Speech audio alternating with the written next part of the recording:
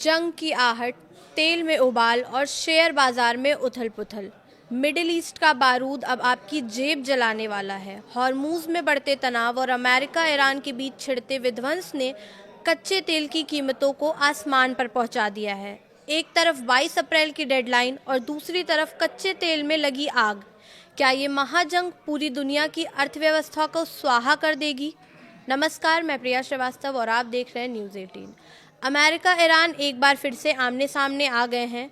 दोनों के बीच होने वाली दूसरे दौर की शांति वार्ता अपनी शुरुआत से पहले ही विफल नजर आ रही है। हॉर्मूज स्ट्रेट को लेकर अभी तक कोई सहमति नहीं बन पाई है और अमेरिका जहां अपनी नाकेबंदी को पार करने की कोशिश कर रहे ईरानी जहाज़ों को कब्जे में ले रहा है, तो ईरान की ओर से अमेरिकी नेवी पर ड्रोन अटैक किए जाने की खबरें सामने आ रही हैं। जंग और टेंशन फिर से बढ़ने का सीधा असर कच्चे तेल की कीमतों पर देखने को मिला। ब्रेंट क्रूड की कीमतें करीब 6% से ज़्यादा उछल गईं, तो WTI क्रूड में भी करीब 7% की तेज़ी आई है। एक रिपोर्ट के मुताबिक रविवार को शुरुआती ट्रेडिंग में कच्चे तेल की कीमतों में तेज़ उछाल दर्ज किया गया था। शिकागो मर्सेंटाइल एक्सचेंज पर ट्रेडिंग फिर से शुरू होने के बाद अमेरिकी कच्चे तेल की कीमत 6.4% बढ़कर $87.88 प्रति बैरल हो गई थी। इंटरनेशनल स्टैंडर्ड ब्रेंट क्रूड की कीमत 6.5% बढ़कर 96.25 प्रति बैरल हो गई है।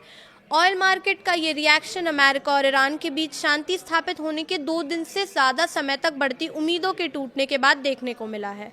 हॉर्मूज स्ट्रेट को लेकर दोनों देशों की तनातनी में कमी नहीं दिखी, जिसका ग्लोबल टेंशन फिर से बढ़ाने में बड़ा रोल रहा। सोमवार को भी अंतर्राष्ट्रीय बाजार में कच्चे तेल की कीमतें बढ़त के साथ ट्रेड कर रही हैं। ब्रेंट क्रूड प्राइस करीब 6% की उछाल को कायम रखे हुए था। अगर बात करें शेयर बाजार की, तो सोमवार को शेयर मार्केट में कारोबार की शुरुआत गिरावट के साथ रेड जोन में हुई। BSE का सेंसेक्स अपने पिछले शुक्रवार के बंद 78,493 की तुलना में खुलने के साथ ही फिसलकर 78,203 के लेवल पर आ गया था। हालांकि कुछ देर बाद ही ये इंडेक्स रिकवरी मोड में आ गया और उछलकर 78,733 के लेवल पर कारोबार करने लगा। NSE निफ्टी भी सेंसेक्स की तरह ही चलता हुआ नजर आया।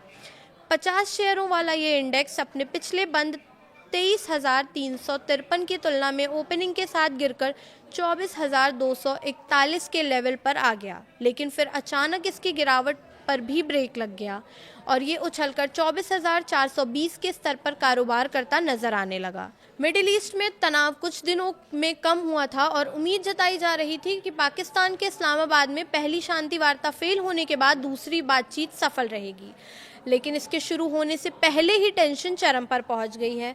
दरअसल जब राष्ट्रपति डोनाल्ड ट्रंप ने कहा कि अमेरिकी नौसेना द्वारा ईरानी बंदरगाहों की नाकाबंदी जारी रहेगी, तो इसके बाद ईरान ने अपना फैसला पलटते हुए कहा कि शनिवार को कई जहाज़ों पर गोलीबारी की गई थी। इसके अगले दिन ट्रंप ने कहा कि अमेरिका ने एक ईरानी झंडे वाले कमर्शियल जहाज़ पर हमला किया है और उससे जब्त कर लिया है, क्योंकि वो अमेरिकी नाकाबंदी को पार कर रहा था। इसके बाद ईरान की संयुक्त सैन्य कमान ने जवाबी कार्रवाई की बात कही है।